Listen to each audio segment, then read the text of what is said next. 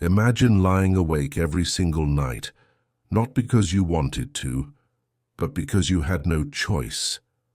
The cold creeping in through your wooden walls, the fear of bandits lurking beyond your door, and the endless noise of the village, goats screaming, babies crying, dogs barking, fires cracking, and people arguing. That was bedtime in the medieval world. We think of the past as a slower time, peaceful, quiet, maybe even a little boring. But in medieval times, sleep was chaos. It didn't come easy. It didn't come in one piece. And for a lot of people, it barely came at all. There were no blackout curtains, no memory foam mattresses, no white noise machines or sleep apps. Sleep back then was something you had to fight for.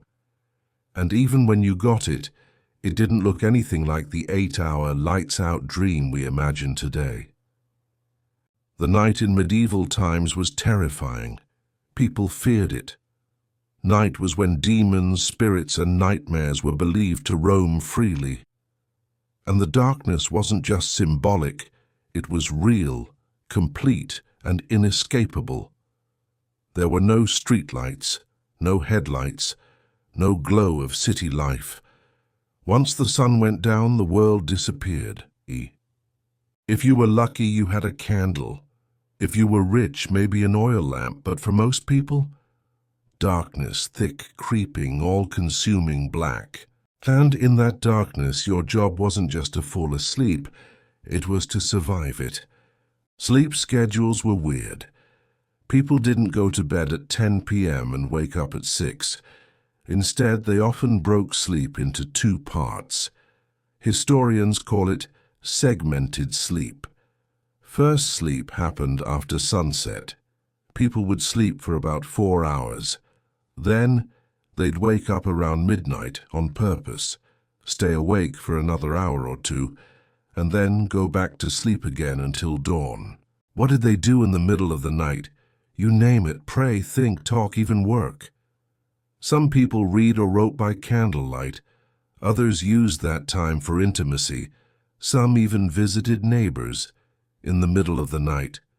Just like that. This wasn't strange to them. This was normal.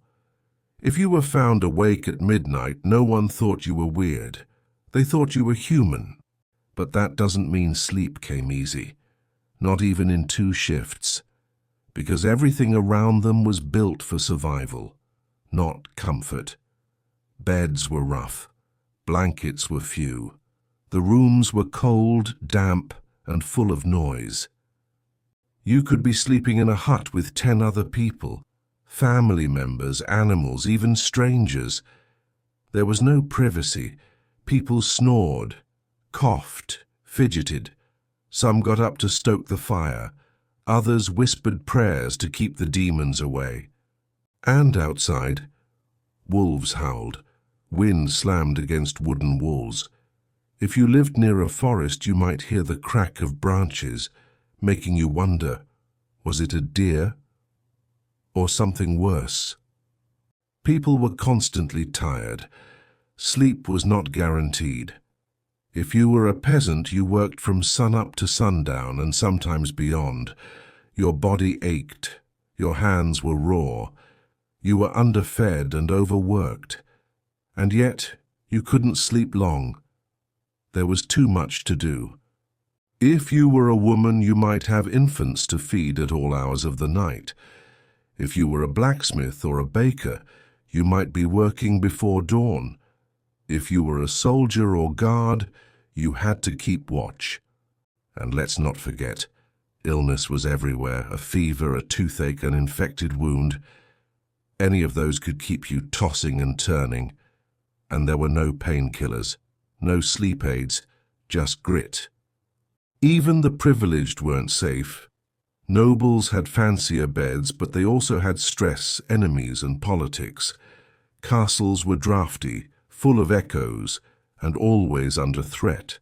A surprise raid, a poisoning, a fire, anything could happen. And then there were the beliefs. Medieval people truly believed that sleep was a vulnerable state. that while you slept your soul could wander, that demons could possess you, that witches could visit you. People hung charms above their beds, said prayers before sleeping, and avoided certain foods or drinks after sunset, all to protect themselves from evil during sleep. And let's talk about beds. Some people didn't even sleep lying down. In many cultures, they slept sitting up, propped with pillows. Lying flat was believed to resemble the position of death. People feared it. They thought it tempted fate. Also, most beds were shared. Entire families sometimes slept in one bed. And not just family, sometimes travelers, servants, or guests would share too. This wasn't weird. It was expected. This meant no room to stretch, no clean sheets, no silence. Just constant motion and breathing and shifting around you. Try falling asleep with someone's feet in your face and someone else's elbow in your ribs. In some places, inns didn't even offer separate beds, just spaces on straw mats beside total strangers.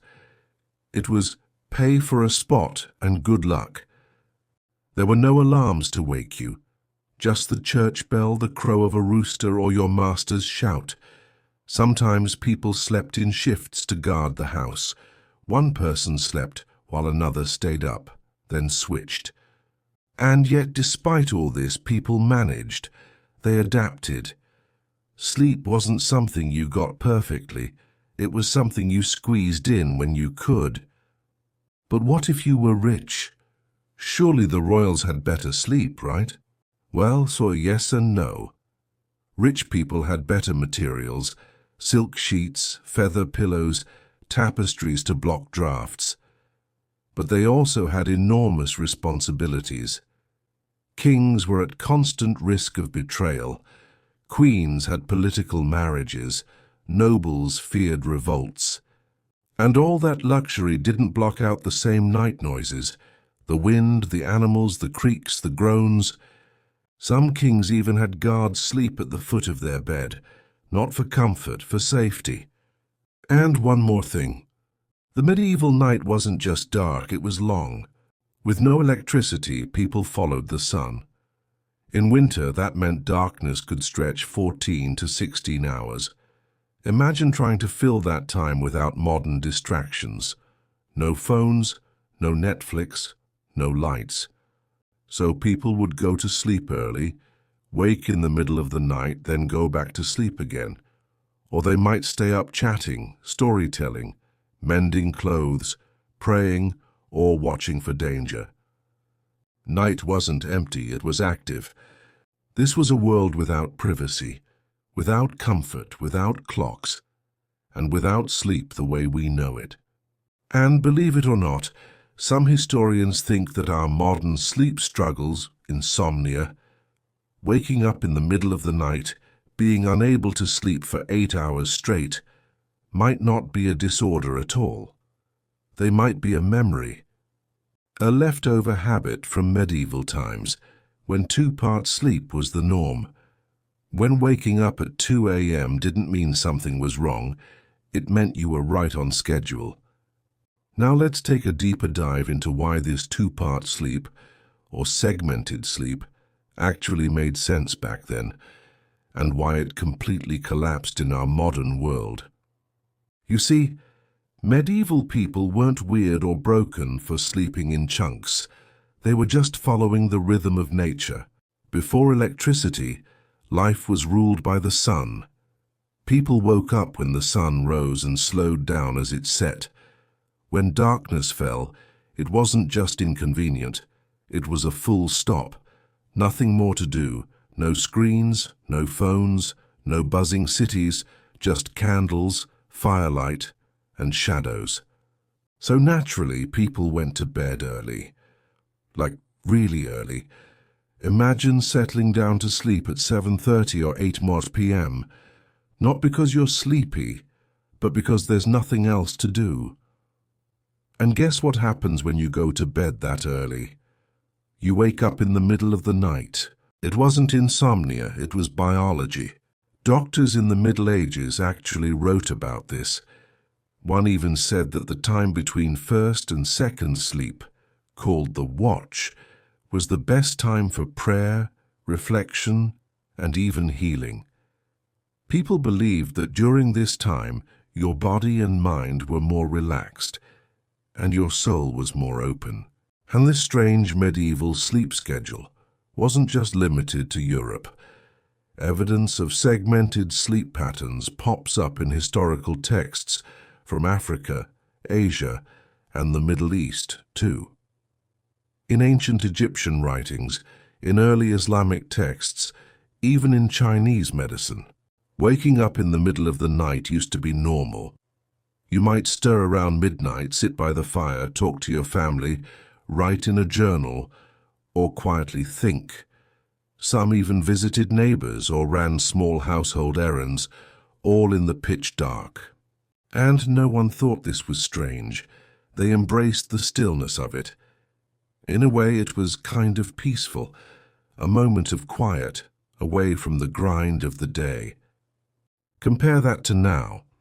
Wake up at 3 a.m. today and you're panicking. You reach for melatonin, wonder if you drank too much coffee, scroll your phone until sunrise, and then feel like a zombie all day. But maybe, just maybe, our bodies are still wired like our ancestors. Maybe waking up in the night isn't broken. Maybe it's human. Now let's talk about something even more fascinating. How the Industrial Revolution completely destroyed medieval sleep. Because everything changed when the light bulb arrived. Electricity turned night into day. Factories demanded long, regular work shifts. City life exploded. And suddenly, the world started running on time. Clocks, alarms, schedules. The kind of rigid, artificial time medieval people never had to deal with. Society began expecting 8 hours of unbroken sleep. One block, no interruptions. Anything less, that meant something was wrong with you. But go back just a few hundred years, and waking up at 1 a.m. to pray, think, or even go outside for a bit, that was considered healthy. Now it's seen as insomnia. Even literature from the time reflects this. Writers like Chaucer, and even references in Shakespeare casually mention first sleep, as if everyone knew what that meant, because they did. It's wild how fast we forget what used to be normal. Let's shift gears for a moment and talk about sleep environments, and because honestly they were wild. If you've ever complained about a cheap motel bed or a squeaky fan, just imagine sleeping on straw, sharing space with chickens, goats, or your entire extended family, all in one room. No mattresses, just straw, cloth sacks, maybe animal hides. And let's be clear, straw sounds cozy in theory, but in reality, it was itchy, it attracted bugs, it got moldy, and it smelled like, well, animals. Blankets. Not everyone had them. People layered up with whatever they could find, animal skins, cloaks, worn-out clothing. If you were poor, you learned to sleep cold. Now think about the noise. Medieval villages weren't quiet at night. Even without cars and machines, life was loud. Dogs barked, donkeys brayed, drunks stumbled home singing, wind howled through gaps in wooden walls, fires crackled, babies cried, people coughed, moaned, and snored like it was their job. There was no such thing as a quiet room. You had to learn to sleep through chaos. And yet, somehow they survived. Their bodies adjusted. Their sleep was flexible, adaptive, communal. Compare that to today, where if the AC hum is slightly off, or the neighbor's porch light shines through the blinds, we're wide awake and Googling how to fall asleep fast. Medieval people had no such luxury. Even who you slept with was different. Sharing beds wasn't just for married couples. It was common among travelers, servants, even monks. And in big households, There might be one bed for everyone. Mom, Dad, the kids, the baby, and sometimes even a visitor or two, all packed into one shared space. You didn't complain. You adapted. This idea of having your own private room, your personal bed, your own temperature setting, that was unthinkable. It was a dream for future centuries. And then there's the wildest part. Not everyone even slept at night. Some workers, like bakers, guards, or night watchmen, were up while the rest of the village slept. They baked bread before dawn, walked the perimeters, kept watch for fires or thieves. These night workers often had an entirely flipped schedule. They slept during daylight, napped in bursts, or caught rest wherever they could. There were no labor laws. No one cared about your sleep hygiene. And let's not forget how dangerous nighttime was. There were no police patrols, no streetlights, no security systems. Walking outside at night meant serious risk of getting mugged, attacked by wild animals, or simply tripping over something in the pitch black and breaking a bone. But even inside your house you weren't fully safe. Fires were a constant hazard. Most homes had open hearths, and an untended flame could spark disaster. So someone, usually the oldest or youngest, stayed up to watch it. It was called tending the fire, and it wasn't optional. If it went out, you lost your warmth, your light, and your way to cook food the next day. So yes, sleep in medieval times was necessary, but never guaranteed. People found rest where they could. On hay bales, on benches, under trees, in church pews. Sleep was a precious, unpredictable thing. And you never quite knew when you'd get it again. In many ways, sleep back then was not about comfort. It was about survival. And yet here we are centuries later, in the quietest, coziest rooms in human history, still struggling to sleep. Maybe it's time we stop blaming ourselves and start understanding where it all came from. Let's now explore something people almost never talk about when it comes to medieval sleep: fear. Because it wasn't just noisy or uncomfortable back then. People were scared at night. You have to understand, nighttime in the Middle Ages was a different world. It was darker than anything we experience now. No street lights, no cars, no glowing phones or screens. Just the moon, stars, and maybe a candle or two, if you could afford one. And in that pitch-black world, people believed terrifying things came out after dark. We're talking witches, demons, restless spirits, wolves, thieves, even curses. In fact, many medieval folks wouldn't dare step outside after a certain hour, unless they absolutely had to. Some even recited prayers before bed just to protect their souls while they slept. Doors were bolted with heavy iron locks. Windows, if you had any, were shut with wooden shutters, not glass. And in many homes, the family dog wasn't just a pet. It was your alarm system. There was this constant fear that something, or someone, might creep in during the night, and the church didn't help.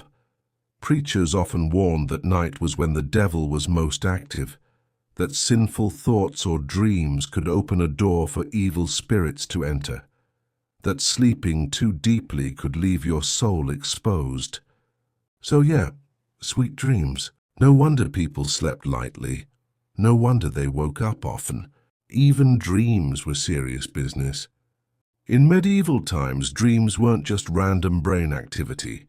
They were messages, warnings, visions.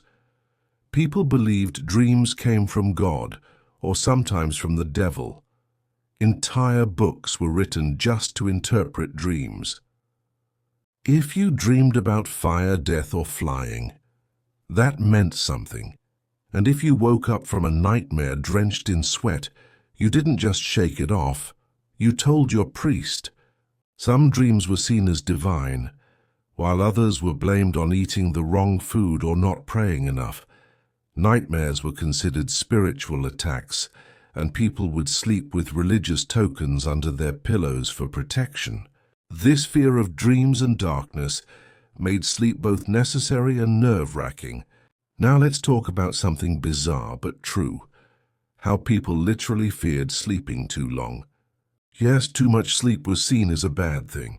In medieval society, oversleeping was linked to laziness, gluttony, and even sin. It was one of the 7 deadly sins, after all, sloth.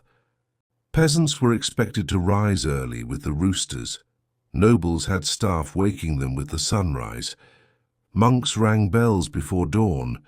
No one bragged about getting 9 hours. That wasn't a flex, it was a moral failure. Sleep had to be earned, and it had to be balanced with work, prayer, and duty. In fact, some monks intentionally interrupted their sleep just to pray in the middle of the night. They believed God favored sacrifice, and waking to pray at 2 a.m. was a form of spiritual discipline. These night prayers were called vigils or matins, and they shaped the daily rhythm of monasteries all over Europe. Imagine setting your internal clock not for a meeting, but for divine conversation in the pitch dark. Meanwhile, regular folks often worked until their bodies gave out, then collapsed for a few hours, then got up again to finish chores or tend animals. This wasn't a life of rest. It was survival with snatches of rest in between. Even kids weren't spared. Children were raised to wake early and help with labor. By the age of 7, most medieval kids had chores, from fetching water to tending livestock. Childhood didn't mean long, cozy naps. It meant learning to function on limited, broken sleep. So when did anyone rest properly? Well, that's the thing. They didn't. At least not by our modern standards. Sleep was fragmented, noisy, often cold, and filled with interruptions, from animals, people, weather, even church bells. But let's not romanticize this too much. People also died from poor sleep. Chronic fatigue weakened immune systems. Cold, damp conditions caused sickness. Respiratory problems, pneumonia, and other infections were common in sleep environments filled with mold, animal dander, and open fire smoke. There were no antibiotics, no asthma inhalers, no sleep clinics. If you got seriously ill from exposure, that was often it. So the struggle to sleep wasn't just annoying, it was dangerous. Yet people adapted. Some took herbal remedies, lavender, valerian root, chamomile, not just for scent but for survival. These were passed down by midwives, healers, and herbalists long before pharmacies existed. Others created rituals, burning incense, saying specific prayers, wearing certain cloths or stones around their neck.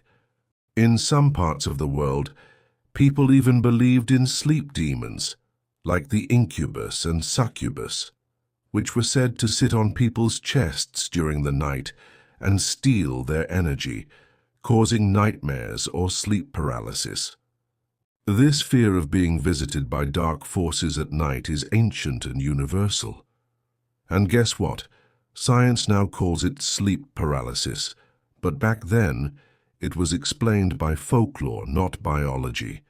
So yeah, sleep was complicated. But here's the twist.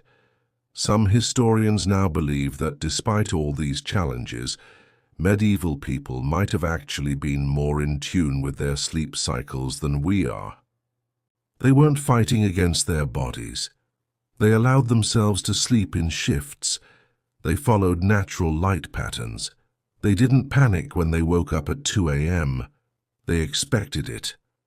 In a strange way, they respected sleep more than we do now. We treat sleep like a problem to be fixed with apps, pills, and blackout curtains. They treated sleep like a sacred rhythm, messy, unpredictable, but essential. And maybe they were onto something. Now let's peel back one more layer. Because this whole story isn't just about when and how people slept. It's also about where they slept and who they slept next to. In the medieval world, privacy didn't exist like it does today. Most people lived in single-room homes. If you were lucky, you might have a loft or a curtain, but for the average person, the whole family slept in the same room, sometimes even the same bed. Yes, your parents, kids, grandparents, sometimes even servants or guests, all sharing space, warmth, and noise. Can you imagine trying to fall asleep while your baby sister's crying, your uncle's snoring, someone's coughing from the fire smoke, and there's a chicken literally nesting in the corner, and the bathroom not happening? You had a chamber pot, maybe, or you just went outside. That meant cold feet, no light, and a serious risk of stepping in something awful. There were no mattresses as we know them. Beds were often made of straw stuffed into cloth sacks. Over time, those sacks got moldy, dusty, and infested with fleas, lice, or worse. Richer folks had feather beds, but even those weren't safe from bugs. The wealthier you were, the higher your bed. Literally. Beds were often raised off the ground to avoid cold air and crawling creatures. Some were so high you needed steps to climb in. These beds were covered in heavy curtains to keep out drafts, and occasionally other people. But even nobles weren't immune to the sleep chaos. Why? Because in royal courts and noble households, sharing a bed wasn't just practical, it was political. Kings and lords often slept with trusted advisors, high-ranking visitors, or favored courtiers. Not sexually, just as a way of building trust, forming alliances, or asserting control. Bedchambers were social spaces, not just private ones. Monarchs held late-night meetings in bed. People gossiped, made deals, exchanged secrets, all while lounging under the covers. Your sleeping arrangement wasn't just about comfort. It said something about your status, your loyalties, your power. And yet, even with all this noise and activity, people somehow adapted. They knew how to fall asleep fast, nap when needed, and wake up ready to work. In fact, napping was respected. Farmers would rest during hot afternoons. Monks might doze between prayer sessions. Pilgrims and travelers took breaks wherever they could. Sleep was broken up into bits and pieces, not one long block like we expect today. But here's where it gets even more interesting. In some parts of medieval Africa, Asia, and even Europe, entire communities synchronized their sleep cycles. Villages would go quiet together after nightfall and rise together with the sun. But they also understood the need for watchmen. Someone always had to stay awake. This was especially true in dangerous areas, places prone to raids, wild animal attacks, or fires. In castles and walled towns, guards patrolled the walls. In open villages, someone might take turns staying up to protect the livestock. The night wasn't just for sleeping, it was for surviving. And that survival wasn't just physical, it was spiritual too. Because remember, the church ran everything in medieval Europe. And the church taught that sleep was a moral battleground. Too little sleep. You risked madness, hallucinations, or even demonic possession. Too much sleep, you were lazy, sinful, weak. Just enough sleep. Well, you better be using it to dream of heaven, not of temptation. The saints were praised for sleep deprivation. Monks boasted of rising early and suffering for God. Sleep was something to discipline, not enjoy. And if you had bad thoughts before bed, well, that could be a sign of the devil whispering in your ear. Some people slept with crosses around their necks. Others repeated chants or wore holy relics under their tunics. But here's the wildest part. Even with all these beliefs, fears, and weird habits, people in the medieval world weren't that different from us. They had stress, they had deadlines, they had anxieties.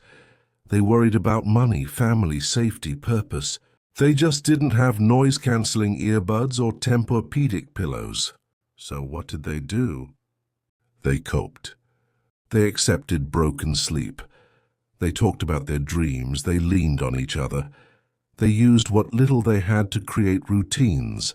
A wooden bed, a prayer, a piece of cloth soaked in lavender, a dog curled at their feet. That was enough. They found a way to sleep, even in a world that made rest almost impossible. And maybe that's the real lesson. Because in today's world we have all the tools, all the comforts, all the options, but we still can't sleep. So maybe, just maybe, we need to look backward, not forward, to learn how to rest again, even if it means learning from a time when people barely slept at all. Now let's zoom in on something darker, because if you really want to understand medieval sleep, you have to understand fear, the kind of fear that doesn't let you close your eyes. For ordinary people, fear lived in the shadows, real and imagined. There were no police sirens, no 911 calls, no locked doors with deadbolts. If something or someone but wanted to get in, they probably could. And that meant sleep came with risk. Bandits roamed the roads, thieves slipped through wooden shutters, and if you lived near the edge of the kingdom, you had to worry about raiders. Vikings, Moors, nomadic warbands. They didn't send invitations. They showed up in the night with fire and steel. People slept lightly. They trained themselves to wake at the slightest sound. Mothers clutched their children close. Fathers slept with tools or weapons near their beds. Even in towns, things weren't safe. Streets were dark. Fires could start without warning. Drunken fights broke out in alleys. Wolves howled outside the walls. Night watchmen rang bells or shouted through the dark, not just to keep people safe, but to remind them they were being watched. And don't forget, the plague was always lurking. One sneeze, one cough, one neighbor falls ill, and suddenly your whole family might be digging shallow graves before sunrise. It's no wonder people struggled to relax. But even more terrifying than real danger was what people imagined. Medieval Europe was obsessed with demons, witches, spirits, and the supernatural. And night was when these creatures came alive. People believed demons sat on their chests while they slept, suffocating them. They called it the night hag or incubus. Today we call it sleep paralysis. Back then, it was a sign you'd been cursed. Waking up in the middle of the night, drenched in sweat, unable to move, feeling a crushing weight, that wasn't a sleep disorder. That was the devil. To fight back, people filled their rooms with religious symbols. They drew protection circles, hung herbs like St. John's wort or garlic over the bed, whispered ancient prayers as they drifted off. Some wore amulets or animal bones, even bits of iron around their necks, because it wasn't just about not sleeping, it was about surviving the night. But even if demons didn't show up, people feared something else, dreams. In medieval thought, dreams were powerful. They could be messages from God or traps from Satan. A strange dream could change your entire life. Some people recorded them, others shared them with priests. And if you dreamed of someone who had died, it wasn't just grief, it could be a warning. The line between sleep and spirituality was thin. And this belief didn't just belong to Europe. Across medieval Africa, dreams were sacred too. In many African kingdoms, dreams were used to guide leaders. Kings had dream interpreters. Whole tribes made decisions based on visions seen in sleep. Some even believed ancestors could speak through dreams, giving advice or warnings. But just like in Europe, sleep in Africa was also disrupted by fear of war, betrayal, colonizers, and internal conflict. In Asia, similar ideas thrived. In China, dreams were catalogued and studied. In Japan, sleeping wrong, facing a bad direction, resting in a cursed place could bring misfortune. So even in the far corners of the world, sleep was rarely simple. It was loaded with meaning, tied to fear, and filled with interruptions. And yet somehow people still valued it. Because they had to. Because without sleep you couldn't survive. You couldn't fight, work, farm, pray, think, or lead. You'd get sick, you'd break down, you'd fall apart.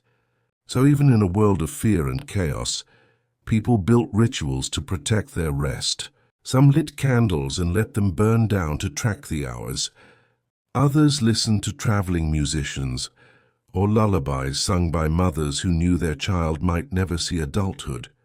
And despite everything, people still dreamed of better lives, of peace, of warmth, of a time when they could sleep, truly sleep, without fear. It didn't come easy, but they held on to hope, even in the darkest nights. Now let's talk about a group that had one of the most complicated relationships with sleep during the medieval period, the monks. Monks were the original sleep hackers. They didn't just sleep differently. They designed their lives around being awake when others were asleep. Across Europe, monastic orders like the Benedictines, Cistercians, and Carthusians followed extremely strict rules about sleep. The idea was this: sleep was a temptation, a pleasure, and to grow closer to God you had to resist temptation. So they broke their nights up into parts, sometimes waking every few hours to pray, chant, or meditate. This wasn't optional. It was discipline. Imagine falling asleep in a cold stone room, wrapped in rough fabric robes, no mattress, no pillow, and then getting yanked out of bed by a bell at 2 a.m. to kneel on a stone floor in silence, chanting psalms in the dark. That was a monk's reality, every night, for life. They believed being awake at night made them spiritually stronger. And maybe in a strange way it did, because this lifestyle required complete control of the body and a total rejection of comfort. They used sleep deprivation like a spiritual workout, and they weren't alone. In the Islamic world, Sufi mystics also used sleep as a spiritual tool. Some Sufis trained themselves to sleep less so they could pray more. They believed the world was most still, most divine, tells Kai, in the early hours before dawn. In China, certain Buddhist monks would sit upright while sleeping to avoid lying flat, a posture associated with death or laziness. Some even used sticks or ropes to keep themselves from slumping over in sleep. Because again, sleep wasn't just biological. It was spiritual, political, philosophical. In many ways, how you slept revealed how you lived. Were you a farmer, exhausted by hard labor? A noble, pampered and safe? A soldier, sleeping in armor with one eye open? A monk, up every few hours chasing the divine? Everyone had to sleep, but no two people slept the same. And just like today, some people hated it. There are stories of medieval poets and scholars complaining about sleep, calling it a thief of time, wishing they didn't need it, trying every trick to sleep less, study more, write more, think more. One Persian poet even joked that sleep is a coward, it flees from the wise. And yet, even they couldn't outrun it forever. But here's the twist. As much as sleep was feared, interrupted, or sacrificed, people also longed for it. In lullabies, in poetry, in stories passed around fires, sleep was sometimes a paradise, a place to escape poverty, to forget grief, to visit lost loved ones in dreams. Even prisoners, locked in dungeons, forgotten by the world, often described sleep as their only freedom, their only peace. And while elites might have had soft beds and guards outside, their minds weren't always calm. Some medieval kings feared being murdered in their sleep. They built layers of security, trusted no one, and even then they still had nightmares. Imagine being the richest person in the kingdom, yet sleeping with a dagger under your pillow, because back then anyone could be betrayed. So who really slept best? Probably not the kings, not the monks, not the nobles.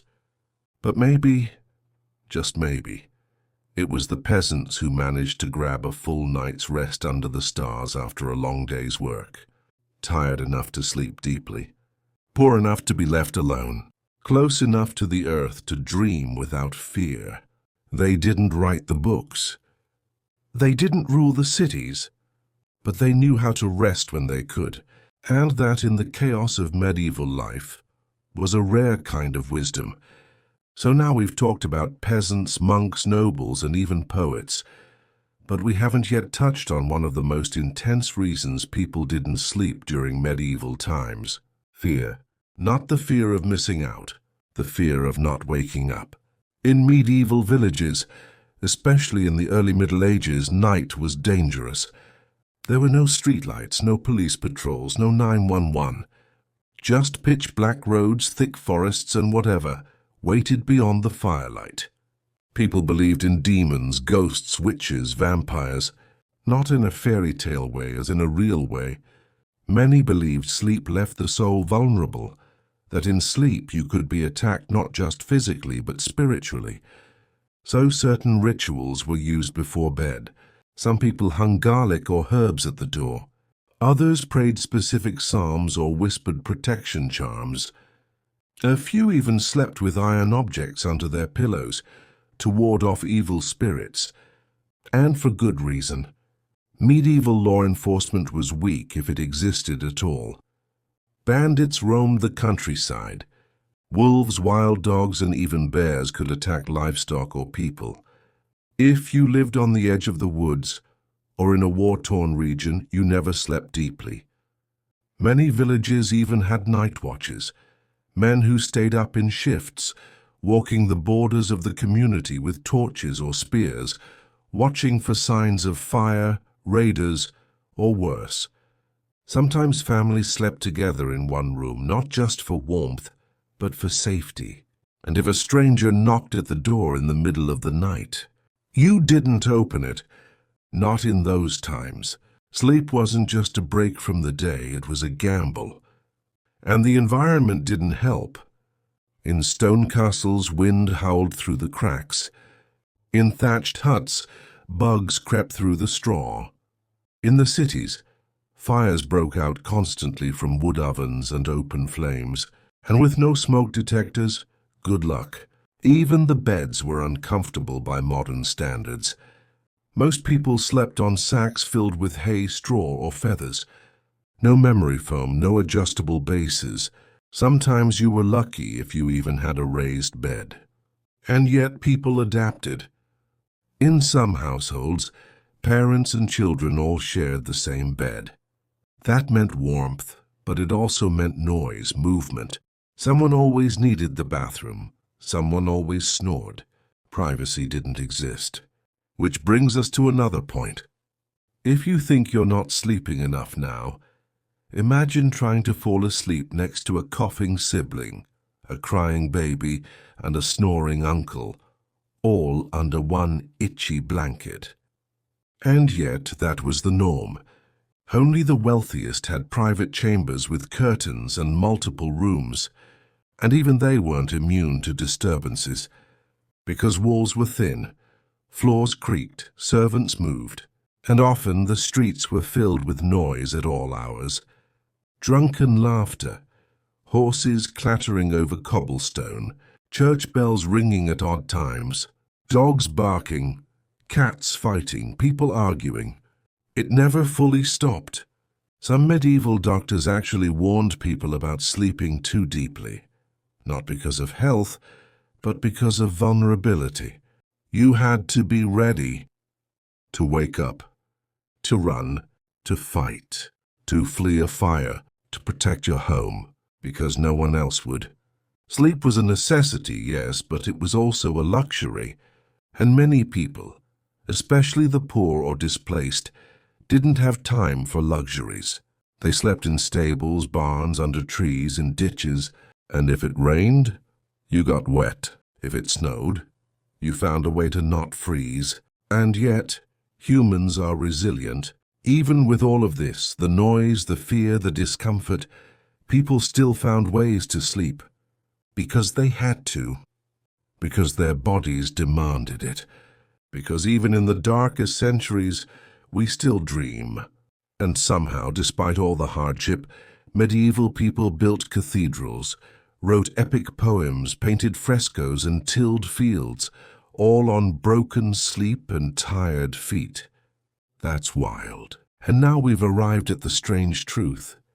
Despite all the fear, discomfort, and superstition, some people in the medieval world chose not to sleep like we do. Not because they couldn't, but because they believed it wasn't natural. See, modern people think of sleep as one solid block. You hit the bed, pass out for 7-8 hours, wake up and go about your day. That's what we're told is normal. But in the medieval world, that idea didn't exist. Instead, there was something called segmented sleep, or in some texts, the first sleep and the second sleep. People would go to bed shortly after nightfall, let's say around 8 or 9 p.m. They'd sleep for about 3-4 hours, then wake up on purpose. They'd be up for 1-2 hours in the middle of the night, then go back to sleep for another 3-4 hours before dawn. During that midnight window, they did all kinds of things. Some people prayed. That midnight vigil was considered a holy time, a moment where the veil between heaven and earth was thinner. Others used that time to think deeply, or even talk with family. It was quiet, peaceful. The fire would still be warm, the stars bright. Some would write, some read, some just sat in silence. And yes, some had sex. A lot of historical documents and even court records reference this middle-of-the-night activity, not as taboo but as routine. In fact, some physicians recommended intimacy after first sleep, saying it was healthier, more natural, and led to better rest afterward. Weird, right? But it was totally normal then. And here's the kicker. This idea of segmented sleep isn't just a medieval myth. Historians found references to it across Europe, the Middle East, and even parts of Africa and Asia. Letters, journals, even court records mention first sleep and second sleep like it was no big deal. And it didn't go away until the invention of gas lighting, street lamps, and eventually electricity. Once cities started staying lit late into the night, people stayed up longer and tried to sleep in one go to make up for it. But that's new, Industrial Revolution new. In medieval times, night was divided. Rest came in shifts. So maybe the people back then weren't just sleep-deprived. Maybe they were on a completely different rhythm, one we've forgotten. And that brings us to one more point: dreams. Medieval people believed dreams were messages from God, from angels, from demons, or from deep within the soul. Dreams weren't meaningless, they were warnings, visions, lessons. Some even kept dream journals. Monks would record their dreams and analyze them for hidden truths. And nightmares, those were serious business. People believed they could die from a nightmare, that it was a spirit sitting on your chest, that it could steal your soul. Sound familiar? It's where the word nightmare originally came from. The mare was a demon believed to ride people in their sleep, suffocating them. Ever had sleep paralysis? Medieval folks had an explanation for that. It wasn't biology. It was evil. To protect themselves, people put protective charms near the bed. They prayed before sleeping. They whispered blessings over children. They painted symbols over doors and windows. Because sleep wasn't just rest, it was a journey, a dangerous one. Close your eyes, and you might not open them again. So now think about this. What if the way we sleep today isn't the right way? What if our ancestors had a better system? One that fit with nature, with darkness, with the rhythm of firelight and starlight? What if the noise of today, the constant light, the screens, the stress, is why we can't sleep? And what if, in their cold huts and stone towers, they actually had a deeper connection to rest than we do? Because back then, sleep wasn't just something you did.